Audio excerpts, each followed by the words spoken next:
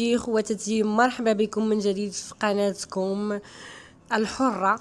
اليوم معنا واحد السيد كما كتشوفوا من مدينة اسفي، من جنوب اسفي. ولدو تعدى عليه، ولد لحمو ودمو تعدى عليه، لا حول ولا قوة الا بالله العظيم. تعدى عليه بالعصا وبالسلخ.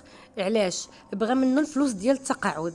السيد باقي ما تخلصش، وولدو طلب منه الفلوس. السيد قال ليه، سميتو مولاي رشيد، هذا السيد قال ليه ما تخلصش، باقي ما تخلصش.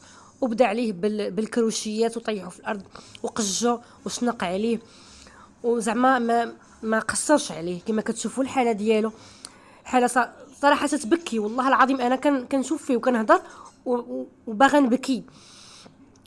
تألمت بزاف ملي شفت هاد الاب هذا. هاد المسن. هذا هو جزاء ديال الوالدين ملي كيكبرونا وكيشربونا وتيقرونا، خصنا نجازيهم بحال هكايا. لا